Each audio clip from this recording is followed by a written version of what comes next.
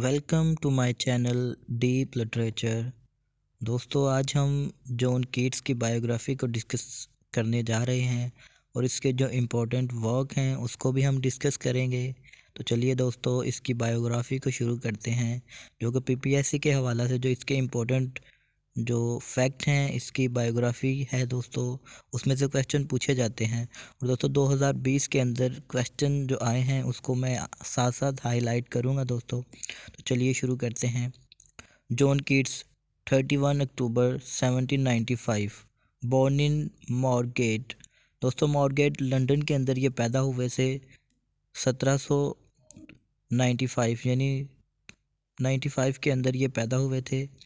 इसके बाद दोस्तों he is known as English poet prominent in his second generation of romantic poets. तो दोस्तों ये जो रोमांटिक पोइट हैं उनको उनकी सेकेंड जनरेशन में ये फॉल करते हैं दोस्तों, जिसके अंदर लॉर्ड बैरन और पीबी शेले आते हैं। इसके अलावा जॉन कीट्स। दोस्तों ये तीन यंग पोइट्स हैं जिनको यंग पोइट्स के नाम से भी जाना जाता है।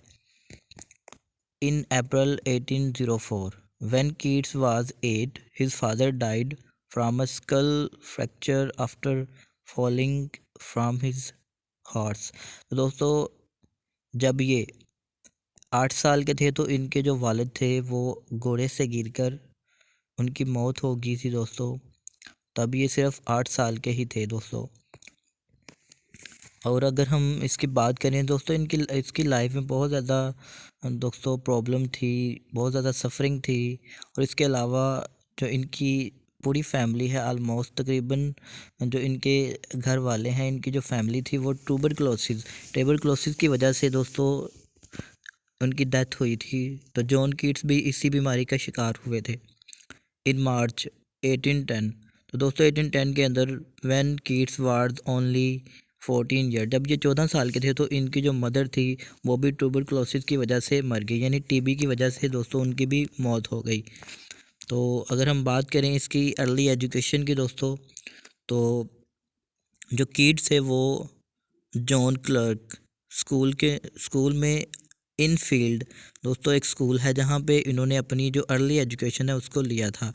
इसके बाद इन अक्टूबर 1805 के अंदर Keats register as medical student at Grays hospital. दोस्तों वहाँ पे क्योंकि इसकी जो अर्ली एजुकेशन थी उसके अंदर ये he was to become a surgeon, यानी एक डॉक्टर बनना चाहता था दोस्तों। क्योंकि जो इसकी माँ थी इसने ना अपनी आंखों के सामने मरते हुए देखा था, तो इसने ठान लिया था तभी कि ये एक डॉक्टर बनेगा ताकि ये लोगों की खिदमत कर सके, ह्यूमैनिटी को बचा सके। जो लोग दिन ब दिन, क्योंकि दोस्तों उस दौर के अंदर जो ट्यूबरक्लोसिस की बीमारी थी बहुत ज़्यादा आम थी और लोग इसकी वजह से बहुत ज़्यादा मर रहे थे। तो इसने ये डिसाइड किया था दोस्तों।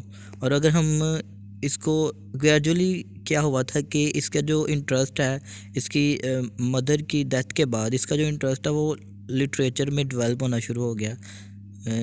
Even though he want to become a surgeon, but दोस्तों इसका जो इंटरेस्ट था वो लिटरेचर में डेवलप हुआ था दोस्तों, बहुत ही ज़्यादा डेवलप हो चुका था, जिसकी वजह से इसने डिसाइड किया कि he want to become literary figure. दोस्तों इसकी अर्ली लाइफ में तो इसको इतना ज़्यादा जाना नहीं गया, लेकिन दोस्तों इसको कहा जाता है कि ये शेक्सपियर के लेवल पे आ सकते थे अगर ये थोड़े मतलब बिकॉज ही इसने 3 साल ही पोइट्री की है बस। तो दोस्तों अगर ये आप समझ सकते हैं कि अगर ये थोड़ा और लंबा जीता तो ये इसने शेक्सपियर तक पहुंच ही जाना था दोस्तों। और इसको सेकंड शेक्सपियर बोला जाता है दोस्तों पोइट्री के लिहाज से। It was Edmund Spenser. और दोस्तों इसके जो इसका इंस्पिरेशन है, जो इसकी जिसने सबसे ज़्यादा इसको इन्फ्लुएंस किया वो फेरी क्वीन है एडमंड स्पेंसर की दोस्तों। फेरी क्वीन जो कि लॉन्ग नैरेटिव पोएम है दोस्तों, turn into the world of literature and he wrote many masterpieces. दोस्तों जो फेरी क्वीन है इसने इसे बहुत ही ज़्यादा इंस्पायर किया था। फेरी क्वीन दोस्तों एडमंड स्पेंसर की जो फेरी क्वीन है। और अगर हम इसकी अर्ली वर्क की बात करें और दोस्तों जो इसकी इंस्पिरेशन थी और इसके जो फर्स्ट पब्लिकेशन थी दोस्तों, इस first extended poem an imitation of Spenser. तो दोस्तों जब इसने अपनी फर्स्ट पोइम को इंट्रोड्यूस किया, लॉन्च किया, तो दोस्तों इन 1814 के अंदर ही वाज ओनली 19 ईयर। दोस्तों तब इसकी उम्र सिर्फ 19 साल थी।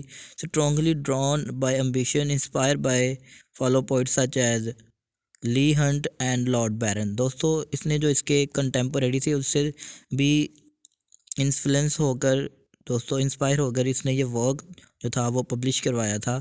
तो ली हंट ने ही इसका जो पहला वर्क था एन इमिटेशन ऑफ स्पेंसर, इसको पब्लिश किया था दोस्तों। तो इसके बाद अगर हम बात करें, क्योंकि he wants to become surgeon दोस्तों, तो इन 1816 के अंदर Keats received his apothecary licence medical letter. दोस्तों इसको मेडिकल लेटर मिला था तब कि आप जो हैं वो मेडिकल की जो प्रैक्टिस है वो कर सकते हैं, आपको ये अलाउंस है, ये आपको अलाउ किया जाता है कि आप इसकी जो है वो प्रैक्टिस कर सकते हैं। लेकिन इसने उस लेटर को रिजेक्ट करते हुए दोस्तों जो अपना कैरियर था वो पोइट्री के अंदर बनाना शुरू किया। इन मई 1816 के अंदर Leigh Hunt agreed to publish the sonnet O solitude in his magazine the examiner.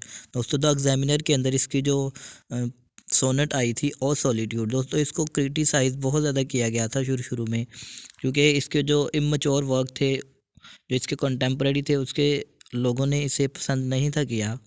लेकिन बाद में जो इसके वर्क थे दोस्तों, उसने इन्हें शोहरत की बुलंदियों पर ले गए। दोस्तों इसके वर्क जो थे, on the advice of the two doctors Keats decided to go to Italy. दोस्तों जब इसकी जो बीमारी थी वो दिन ब दिन बढ़ रही थी और दो डॉक्टरों ने इसे कहा था कि तुम इटली जाओ, क्योंकि वहाँ का मौसम जो है वो थोड़ा गर्म है, क्योंकि इसके जो लंग्स हैं वो काम करना छोड़ चुके थे दोस्तों।